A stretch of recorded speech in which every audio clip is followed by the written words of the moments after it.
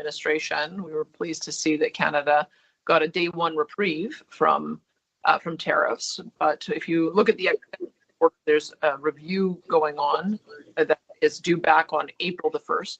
So we have a short window, I think, to be able to demonstrate the very positive relationship that Canada and the U.S. have from a tariff-free point of view and why it shouldn't remain tariff-free. We think that our best approach now would be to focus on diplomacy and refrain from talk of any kind of threat of retaliatory tariffs. We think that we have a very positive story, a very positive story to tell in Canada.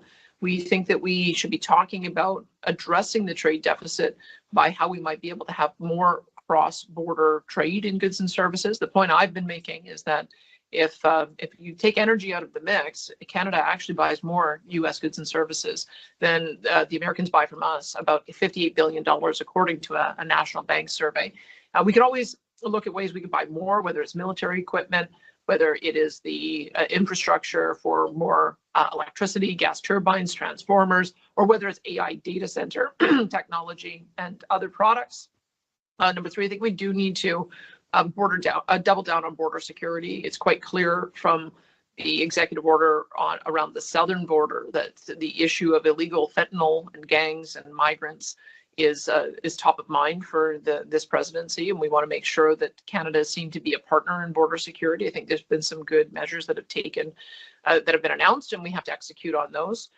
We also have to have a major acceleration of Canada's 2% of GDP NATO commitment. As you've begun to see, the incoming administration is now talking about a much higher level of NATO spending. And so the fact that Canada isn't even at 2% is something that is going to continue to be a trade irritant. If we want to demonstrate to the Americans that we are a reliable partner in energy security, having an accelerated plan to get to at least the 2% is going to be vital.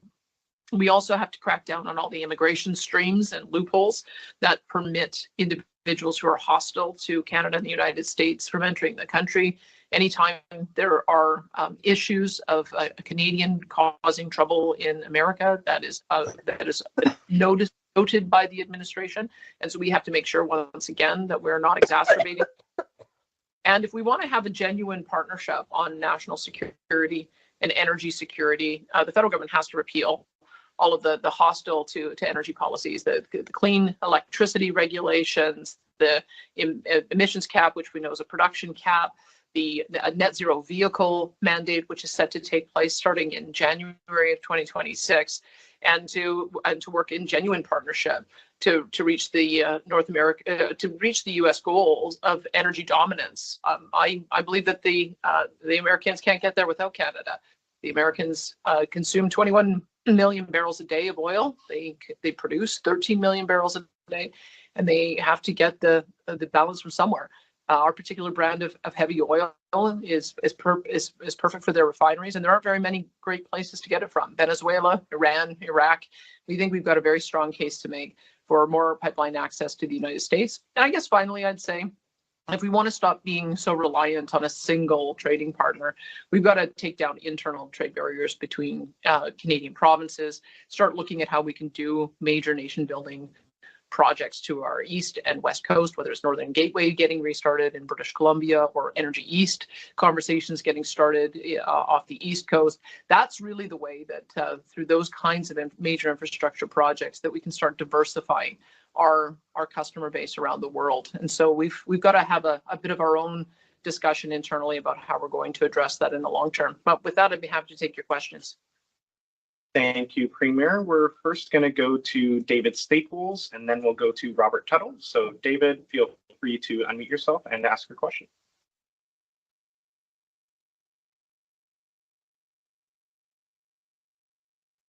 And David, I'll give you one more second here to unmute if you'd like to. Can you hear me now?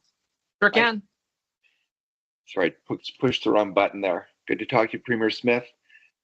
Between Donald Trump's great enthusiasm for tariffs, and he's talking about wanting to make a lot of money, the Americans, with it, and between that and Eastern Canada's, in the face of that, evident willingness to put a export tariff on Alberta if Alberta is excluded from these Trump tariffs, if Alberta oil is excluded, is Alberta in a no-win position, kind of between a rock and a hard place between these two forces that seem one way or another want to put a tariff on Alberta oil?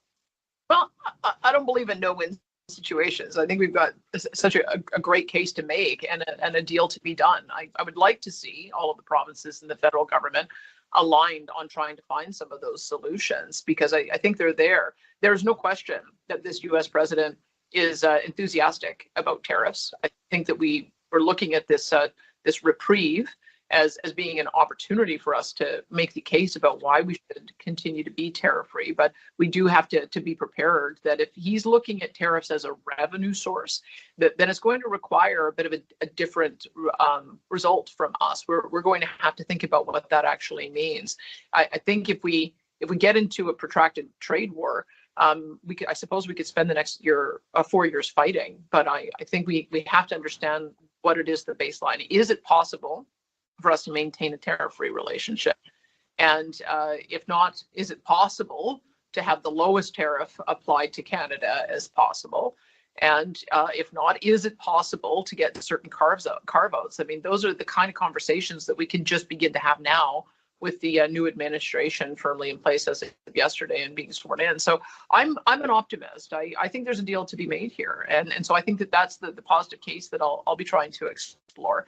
But I don't know that we really know what the Americans need in order to maintain this special status. I don't know if it's border security, if we check the boxes there, if it's the 2% NATO commitment, if we check the boxes there, or if it's something else. That I think is part of the reason why we've got to be working on this relationship, building it, and getting to the root of what it is we need to do to maintain our special status.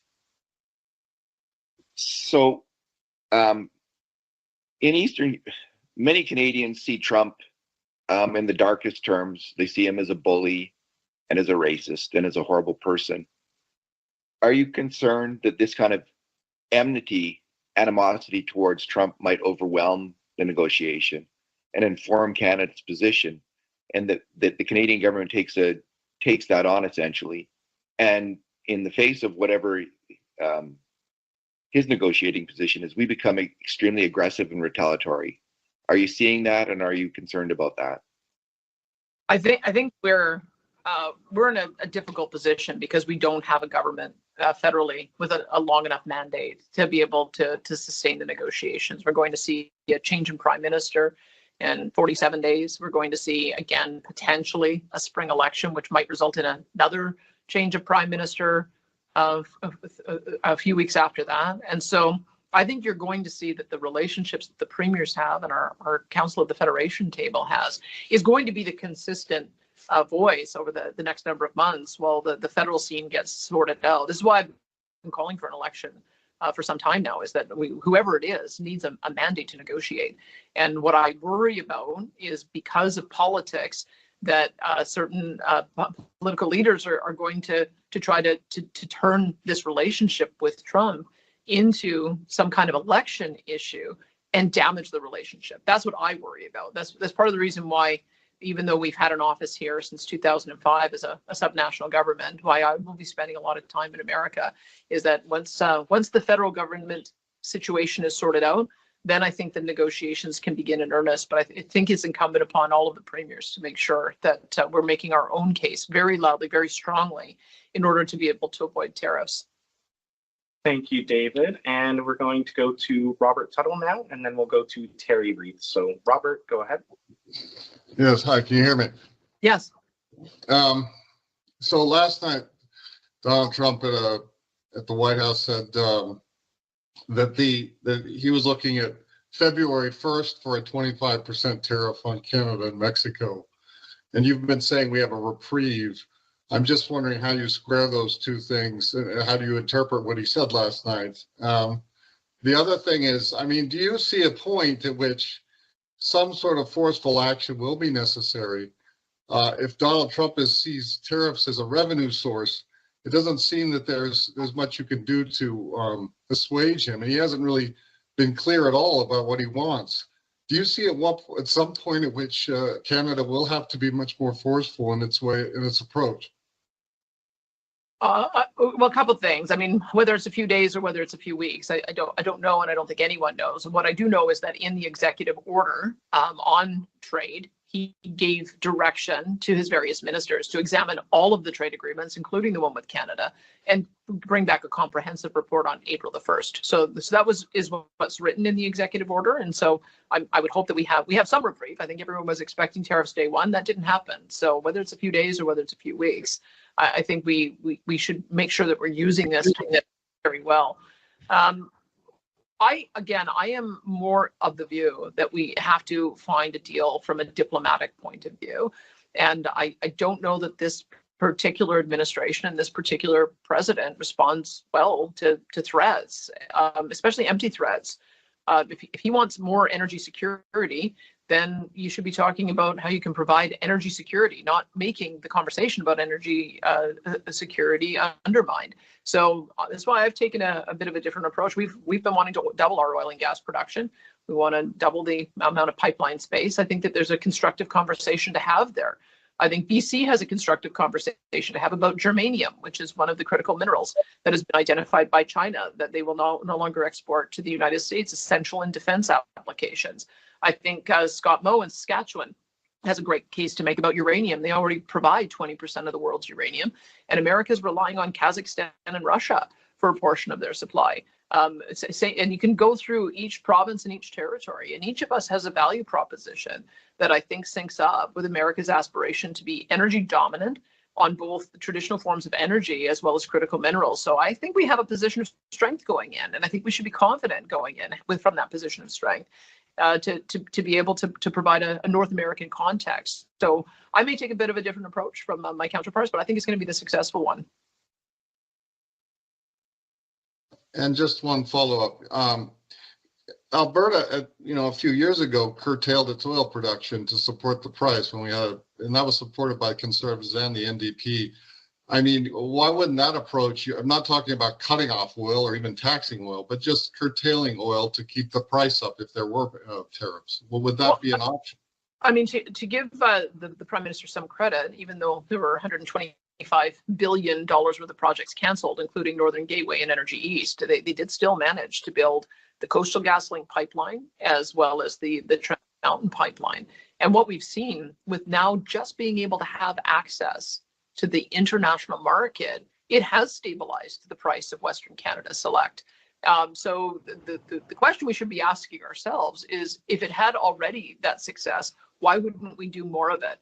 Why wouldn't we revisit Northern Gateway, which really would have opened up a massive new market for our products? Why wouldn't we talk about Energy East? I mean, the energy insecurity that we have in Eastern Canada, virtually 100% of what they get either comes to them via the United States or comes to them via an international partner, some of which are not necessarily friendly to us all the time.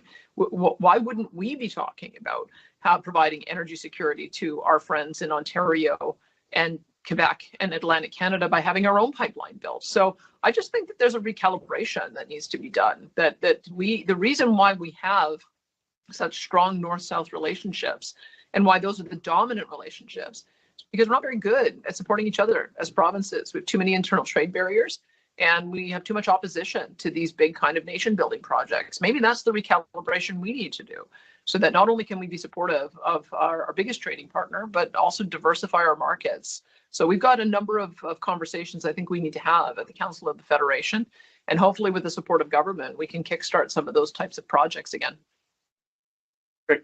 Thank you, Robert. Now we're going to go to Terry Reid, and then we will go to Tyson Fordor after that. So Terry, go ahead.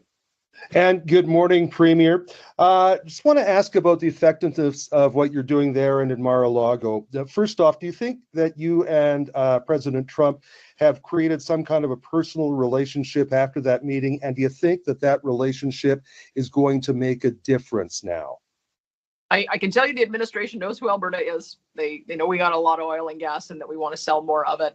And I'm looking forward when the secretaries are formally sworn in to have more formal conversations. Every single person I have met while I've been down here, I have made the Alberta case. I have talked about how we can be a provider of energy security for the U.S.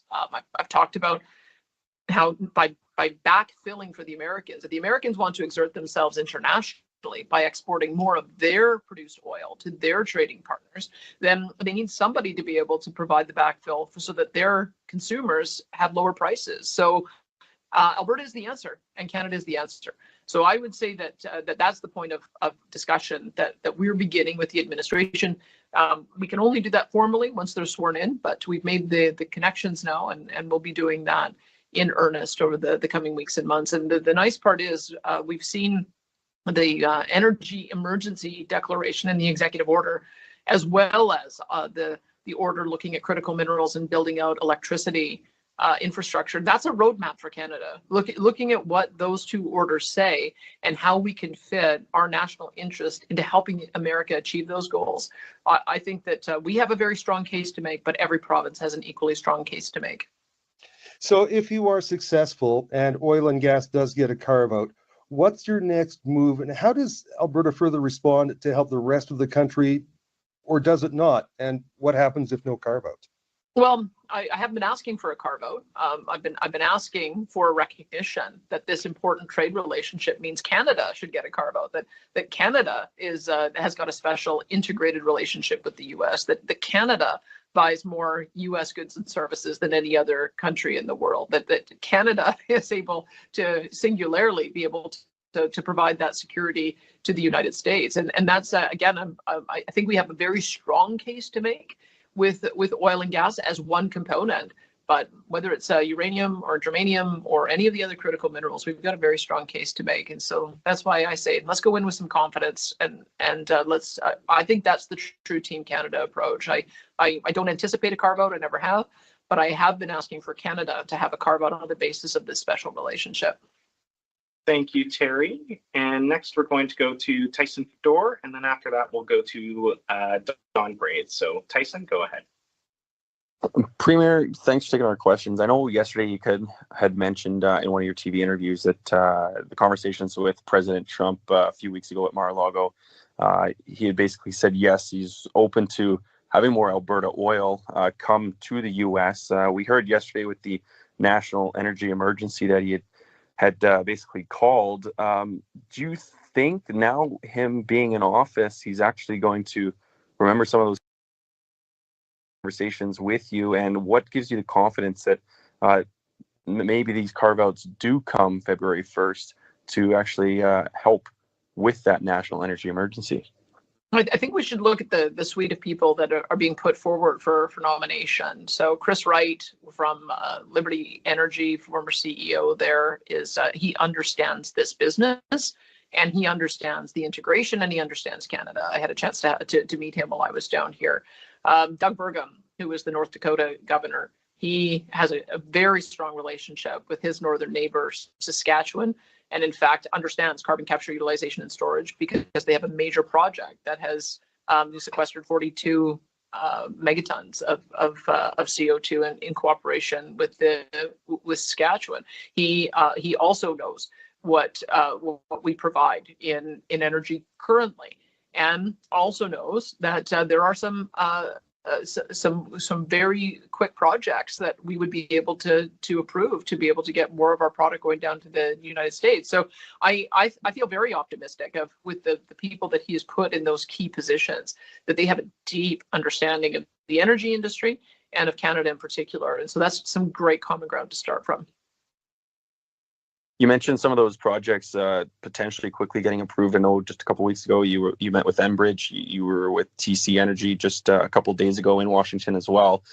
Speaking with these companies, do they have plans to quickly get projects potentially even in the ground and maybe even approved, get through the regulatory approval process much quicker than potentially previous chances under other governments? And do you think that this could happen within the next 4 years? Sure do, and I think that's what we've got to be looking for. Is that 4 years can go by in a flash, and so we need to take advantage of this opportunity right now. to make sure that we get some of these projects well underway, so that if there is a change of government, they don't end up getting derailed like they did last time with Keystone XL. So I can tell you from the conversations I have had with the pipeline companies that do business in Canada, they have good relationships with potential cross-border partners in the United States, and they've all been dusting off old plans with the idea that now's the opportunity to bring them forward. So we'll be a champion in making sure that as we understand what those projects might be, that we can be a voice in helping to make the American administration aware of them, and that we would be able to work through the regulatory process to make them happen.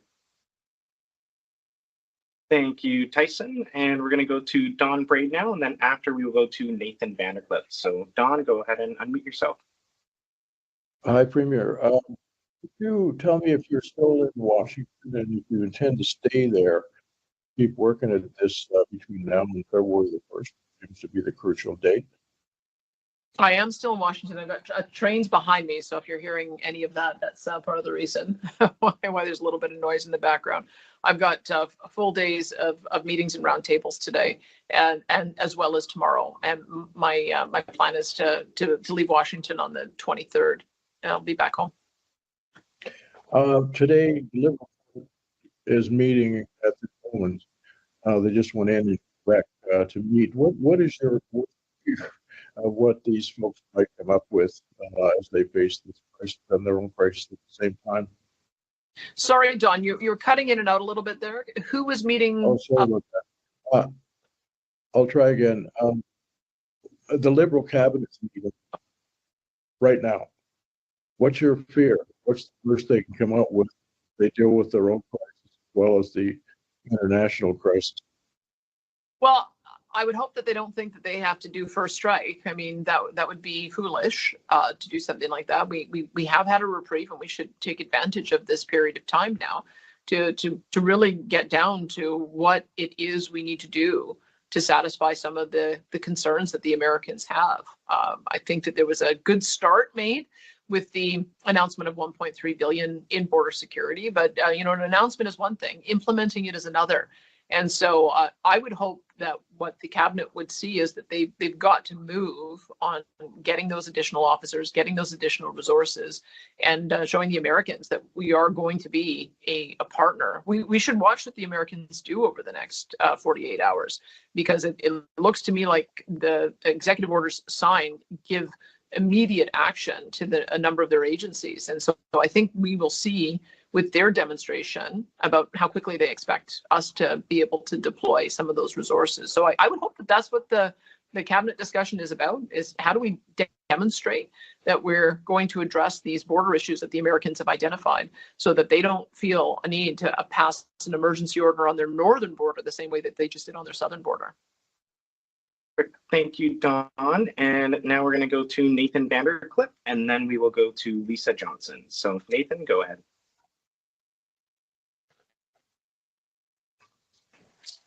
Oh, hi, Premier Smith. Thanks for taking my question. I just wanted to ask an approach question. It's, you have been, Alberta has been, you have been making arguments for years about the importance of Alberta oil to the United States. I wonder why you think diplomacy, making those arguments, is the right approach. Because I think you could see an argument from someone to suggest that actually what Donald Trump seems to understand and respect is power and a more muscular approach. Why do you think taking sort of a more diplomatic approach is the best approach? My interpretation of the president is he likes to win. And so it's up to us to demonstrate how we can get a double win here. And I think it's a double win for us to sell more to the United States, buy more from the United States, have a joint energy security a strategy that leads to a national and international security strategy. So I'm prepared to approach it from that perspective, because we do have to be realistic. We're an economy that's 1/10 the size of the Americans. That we are far more reliant on the trade relationship with them than they are on us. And so trying a tit for tat tariff war without addressing the underlying issues it's not going to go well for Canada. So I don't think it can hurt to try the diplomatic approach and try to take a win-win. And when President Trump was asked yesterday about tariffs on Canada and Mexico. He immediately spoke about immigration issues, about the border, calling Canada a very bad abuser also. And I know that there is a concern that President Trump, as well as his incoming Commerce Secretary, are looking at tariffs as a revenue source and with this External Revenue Service. But his answer on Canada and Mexico was directed to the border. Does that suggest to you that there is a difference in the way he is looking at the tariffs on Canada and Mexico, that in fact he may be looking at those tariffs on Canada and Mexico not in revenue terms, but for other reasons? I think because we have the USMCA, CUSMA, I know it's a different acronym depending on which country you're in. Because we have that trade agreement and it comes up for renewal in 2026, that was actually also written about in the executive order yesterday.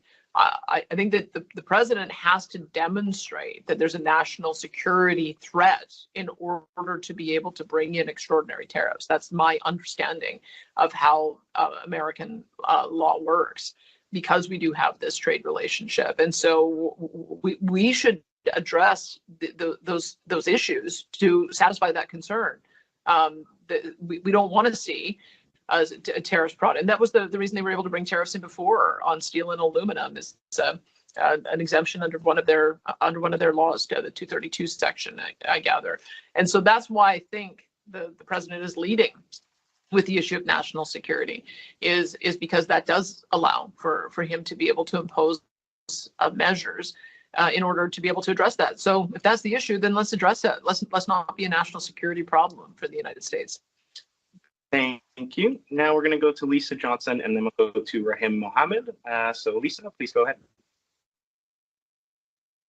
Hi, thanks, Sam. Can you hear me all right? Sure can. Great, thanks. What I'm kind of hearing from you so far is that you're continuing with your diplomatic approach, even though that we have this new date, February 1st. And in some respects, the goalposts have kind of shifted here. So can you, and you talked about we need to refrain from threats, but what is your specific response if these tariffs come in? I mean, you could address everything you've listed as Trump's main irritants with no real guarantees Trump will budge. So is your specific response to just kind of take the punishment of tariffs and wait it out and continue working on that diplomatic response to address his concerns? Or what is your specific response should these come in? Well, I think we wait and see if they come in and when they come in, and then we have a response at that time. I don't think that there's much point in trying to negotiate this in public with the media. I think that it's far more important for us to be thoughtful about it, to see what actually comes through, and then to be able to take a proportionate response. In trade, and when you do get into a tariff war, from what I've observed, is that you have to be thoughtful to make sure that it's proportionate and reasonable. And so we don't even know what that will look like yet. We don't know when it's coming in. And so until we see what it looks like, I don't think we can really know what the Canadian response is going to be. But I think that we need to understand that we have a value proposition for the United States that no other country in the world has. And that is really our best negotiating tool. And that's why I'm leading with that. Thanks. And sorry, I have an unrelated question here, but yesterday we learned that the government lifted the 2022 coal moratorium. Did the government lift that moratorium to protect yourselves in court? There's a couple things. One is we've got a better policy. So we're bringing forward a policy that bans strip mining and mountaintop removal in our eastern slopes. So it's very clear that those kinds of projects will not go ahead. Those are the things that we heard, is the concern about the exposure of and runoff of selenium, which would impact water, and the disruption of habitat. So we're bringing through a better, more robust policy. And so that's part of the reason why we put that forward. But I think that there be some reporting on what the litigation looks like. If you look at the lawsuits that have been filed, it's $16 billion with the potential liability. And we have to take that seriously. And we have to make sure that the taxpayers are protected. At the same time, metallurgical coal is incredibly valuable. You need it for steel to make wind turbines. You need it to as a component to be able to make solar panels. You just cannot make wind turbines and solar panels without metallurgical coal. So whether it's old economy type of energy or new economy energy, we have to have a more reasonable approach to mining operations. And so we can address the environmental concerns, but we have to be prepared to work with industry partners so that we can get these things developed. Thank you, Lisa. And now I'm going to go to Rahim, and then we'll go to Charles Delisle. So Rahim, go ahead and. Premier Smith, one of the politicians who you crossed paths with yesterday was Marco Rubio, who I believe was confirmed as Secretary of State just a few hours after the two of you met. So Rubio, as a senator, was known for taking hawkish stances on both Venezuela and Iran. Did you get a sense that he was receptive to a kind of continental security argument for the continuation of a Canada-U.S. Energy relationship? And do you think a Rubio-led State Department will be a ally for Canadian energy? There, every ally in the administration will help. I mean, our understanding is that there's different perspectives at the cabinet table. There are some that understand the importance of the tariff-free trade relationship with Canada, and others that are really bullish on tariffs altogether. So that's a conversation that's playing out as the cabinet members get appointed. But I think your point is the valid one, and that's the one that we keep advancing. Is there are a lot of refineries that need to accept heavy oil, and you can only get it from a few places. And Venezuela and Iran are a couple of those places that I don't think the Americans want to do business with. So I think that does provide an opening for us to put forward the Canadian value proposition. And that's why we're going to continue to do that with every member of the administration, so that hopefully we'll be able to make that case and avoid tariffs on Canada altogether. Do you think there's an argument to be made that if Trump goes ahead with tariffs on Canadian energy, some of the places where drivers will be hurt the most in terms of fuel prices will be in some of those super competitive Midwestern swing states, your Michigans, your Wisconsins? Trump has midterm elections to worry about 2 years from now. Is that an argument worth making, that you're going to get maybe 50, 60% a gallon higher for your motorists in Michigan, in Wisconsin? And is that an argument you plan to be making in your future American media appearances? Yes, absolutely it is. I mean, we're looking right now at the various refineries and petrochemical facilities that are 100% reliant on Canadian oil. And those are our allies in being able to make the case to the United States that this is a special trade relationship, and that it is one that should be maintained tariff-free, not only for our benefit, but for their benefit and the benefit of their consumers. So yes, we've been looking at all of those different refineries and other industrial operations, and we're hoping that they will also be loud voices in talking about why the Canada-U.S. relationship should be maintained. Perfect. Thank you. And next we're going to go to Charles Delisle, and then we're going to go to Chris Barco. So Charles, go ahead. Good morning, Premier Smith. Charles Delisle, Radio-Canada, Alberta. So Premier François Legault said that he's expecting that Ottawa gives compensation to the province that contribute to the tariff retaliation. How do you feel about this? Well, I think it's a premature discussion. People shouldn't be talking about money that hasn't been collected yet and how to distribute it. I think that's probably a bit of a defeatist approach. I think we should really be talking about the ways in which we can maintain a tariff-free relationship, and I think that there's a lot of issues that we've got to deal with before then. So I'm not counting on any dollars at the moment, and I don't think any other premier should. I think we should all be focused on how do we address the border security issues, how do we make our strongest case for the integrated market, and then we see if that's going to be sufficient in being able to avoid tariffs. My follow-up is on the tariffs being delayed till the 1st. We've been seeing some has been saying that your discussions with Trump maybe helped delay these tariffs. Do you take credit for that? And now knowing that it's the 1st, is there any help? Are you worried, basically? Well, look, whether it's the 1st of February or the 1st of April, which was in the executive order, we know that we have a reprieve here that allows us to make the case to the Americans on the issues that are important to them. And so I will be doing that, and I hope my fellow premiers will be doing that. I hope our federal counterparts will be doing that. That this is an opportunity, I think, for us to have that conversation. And so that's why I'm taking the approach with leading with diplomacy and strength in making the Canadian case, and I hope that's successful. I don't know that it will be. I can't prejudge the outcome. There's some things that the U.S. president has identified that are outside a province's purview, outside of our control. A lot of that requires federal action. But I think that there is a window here for us to demonstrate that we've heard them loud and clear. We're going to take the security issues seriously, and then we can hopefully get on with maintaining the constructive relationship we have.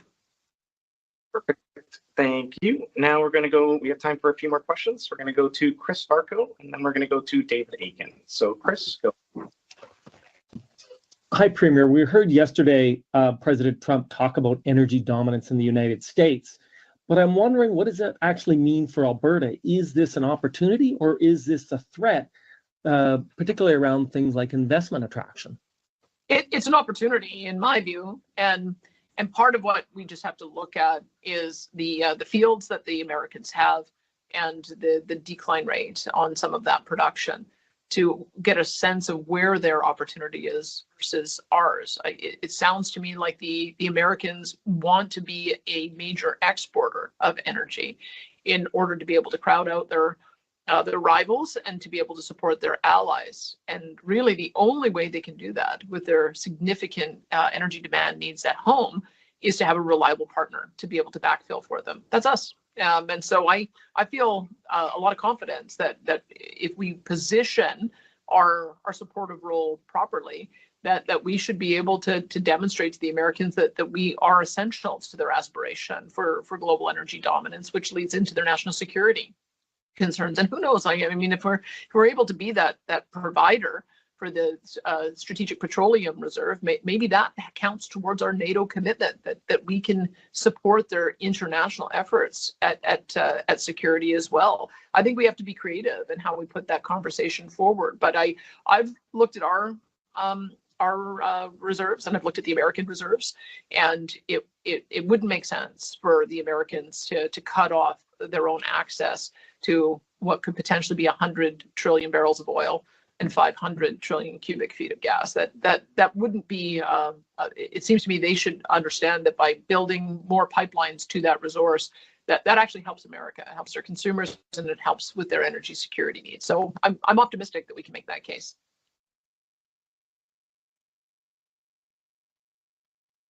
And did you have follow-up, Chris?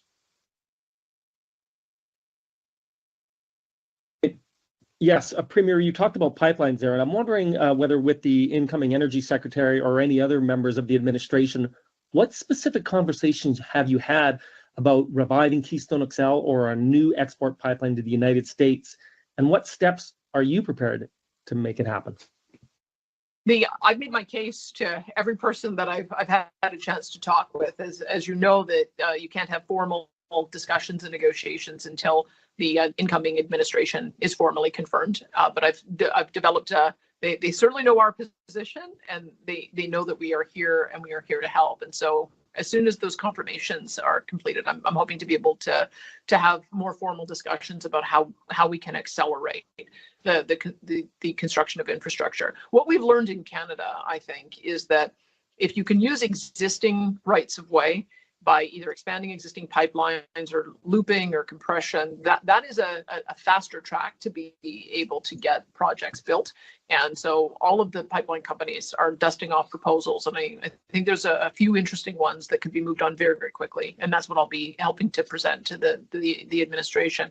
Remember, I think the most important secretary for us to engage with is Doug Burgum, who's the Minister of Interior, but he's also the head of the Energy Council. So his job is to coordinate between, I think, 7 different ministries to make sure that pipelines can be built and that the environmental issues can be addressed in a satisfactory way. So that to me is going to be Canada's most important relationship, or Alberta's most important relationship when it comes to the energy export question. Thank you. And we have time for 2 more questions. We're going to go to David Aiken, and then our last question will be Rick Bell. So David, go ahead and ask a question. Good morning, Premier. Thanks again for taking our questions. We have a poll from our friends at Ipsos out this morning that says 80% of the country favors retaliatory tariffs. And I just wondered if that, and I think there's been other polls like that, would that influence your thinking at all in how Canada might respond? Well, I don't govern by opinion polls. I govern by what I think is the right approach. And my conversations with members of the incoming administration have been very friendly and very positive. And so this is a long-term relationship. This is a relationship that's lasted more than 100 years. We have from time to time skirmishes, but you don't torch a 100-year relationship over a temporary problem. You identify the issues that are causing the irritation, and then you work through them one at a time. But I think that my objective, if I have a plan to double our energy production and double our pipeline capacity, it seems to me those conversations have to start now. So that's the reason why I think I'm just going to keep on building on the relationship first, and we'll see if my approach is successful. But I think that I understand why people are scared. That's part of what that reaction is that people are emotional, people are scared. And I think it's up to political leadership to be diplomatic and to be giving some assurance that we're working on this. And that's what I'm trying to do. I'm working on it. I'll do my best. I hope it works. But it's the way that I have been able to have some success in already building some really good friendships down here, and I'm going to keep doing it. And I just wanted to go back to something you said earlier today to us about carve-outs. In speaking with representatives of other premiers' offices, I got the sense that they were concerned that Alberta was seeking a carve-out for Alberta products. But if you could just clarify that again, you're seeking a carve-out for Canada, period, and you're not seeking a carve-out for Alberta energy. Can you go over that again? Alberta has a robust cross-border trade in food products and agri-food. We've got a robust forestry industry. We've got manufacturing. I don't want any of those industries to be hurt either. And so I just feel like our strongest position, especially looking at the executive orders that came out yesterday, is we know what the Americans want. They're very clear about it. They want to have energy dominance. We can help provide that.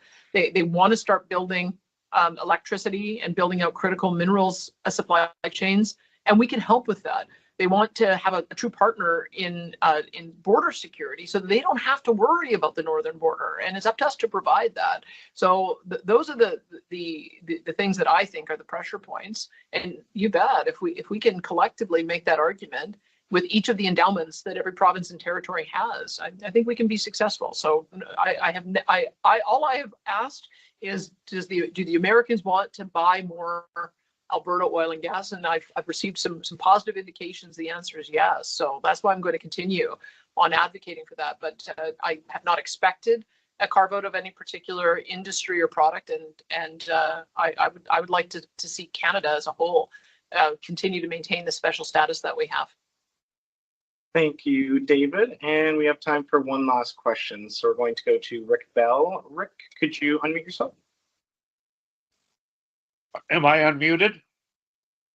You are. Oh, good. Wow, I finally know how this thing works after several years.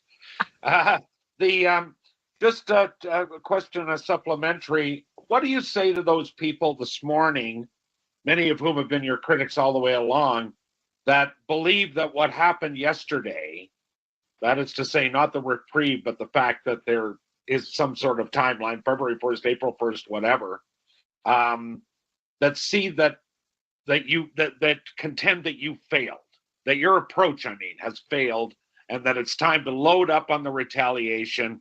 Let's get going. Let's get the the engines running, and that basically, the no more Mr. Nice Guy. Now we're going to go for it. We're going to go at it. We're going to get ready. What do you say to that? If there's a failure, the failure lands at the feet of Justin Trudeau, who damaged the relationship with the incoming president by his antics in the first round of negotiations.